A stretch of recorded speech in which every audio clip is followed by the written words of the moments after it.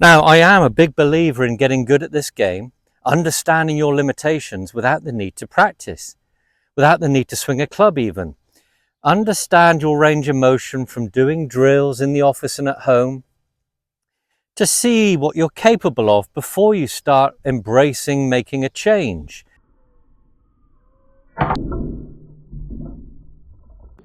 Hi everyone, Murdoch here, hope you're well. Now again, let's carry on with no club to understand the feeling of the correct backswing. All right, so here we are, we're now introducing the turning movement from this. So down the line first, I've maintained these angles, or I've understood these angles from my touching the top of my kneecaps. Here's my little adjustment to allow for where the right hand would be on the club. Now hold that position. You've got to start thinking about the move now. So you're understanding there's a ball there and we've got to maintain these angles in a turning action. So gently place your hands on your shoulders. Be aware of that pressure point on the inside of that right foot from the hip bump. As you now think of the low ceiling, think again of the spine. So the movement you're going to make is turning around that spine. So be prepared. That left shoulder's going to start going down as your right hip goes behind you. Just gently, just really gently first. Barely move off the ball. Understand how that turning action puts pressure on that right instep and the left shoulder starts to head down under the chin. Keep going. Feel the right hip turning. This is the discomfort now. It's called the backswing load. All right, so here we go. We're turning the right hip. That spine tilt we did at the address is now allowing that turn behind where you're watching the ball would be. Keep going. This is where it gets tight now. You'll feel pressure building around the right knee and instep. This is good. This is the loading. You're winding up. You'll feel it in the core. You'll feel it in your shoulder blades, your lats. Keep going. Don't let the weight go to the outside of the right foot. Stop if you do. Back to the beginning. This is common for golfers that have a turned out walk or maybe wear their shoes on the outside, all right, pressure on the outside of their shoes. So just be aware of that. Just make sure you've got that credit card analogy. You can take a credit card payment, swipe under the right side of your shoe. Back to the beginning. Hands on tips of the kneecaps. Hold that angle as you think about where the ball would be and watch that area. Low ceiling, turn the right hip. Left shoulder comes down. Pressure building now on the right side, 60-40.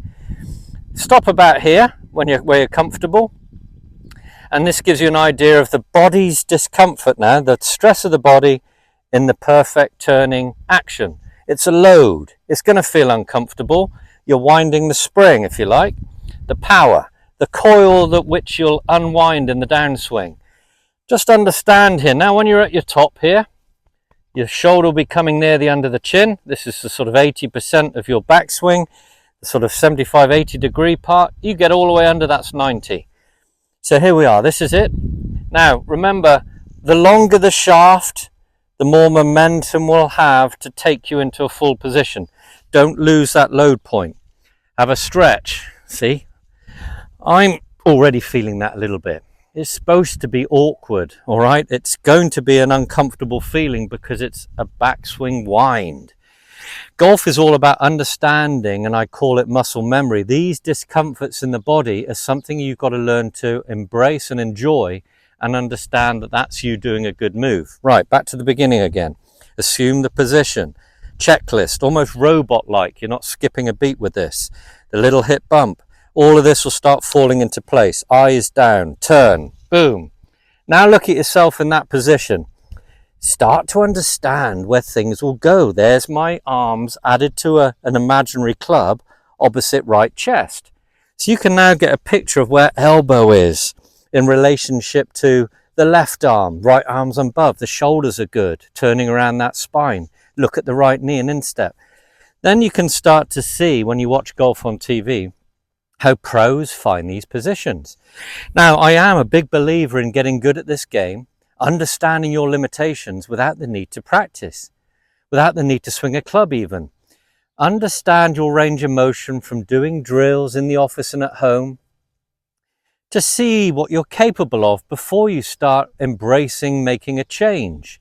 make sure you're capable of making that new move. Make sure you're understanding that what you're doing is actually something you want to change. It's all about repeating something, changing as little as possible, repeating whatever move you have, but being good through impact. Front on now. Again, mirror where my camera is. Here we go. I stay down now. Think of the low ceiling. Turn, right hip turns, pressure builds on the instep. That spine tilt at the address. Can you see now how I'm slightly behind the line of the ball? It's a natural move to be behind the ball. Again, the longer the club, the more I'm going to be pulled around. The longer the club, the ball position goes forward. So you can see how the driver, you're turning behind that ball position. Remember, I always start with kind of a 7-iron club, which is center-ish. That gives you an idea of your range of motion and how far you can get your left shoulder around. Now you can see here, I'm about 75, 80 degrees. This is about my full with no club. And you can gauge that from a ball that would be around the middle. So follow this drill for doing some simple exercises on the first tee while your buddies are teeing off, in the office as you think about golf the next day, at home while adverts are on television. Anyway, thanks for your support. Hope you enjoyed the video. Pass, like and share to anyone that would feel like they could benefit. And I certainly really appreciate you as an audience. You're wonderful. The comments are certainly welcome. Thank you so much. I'll see you soon.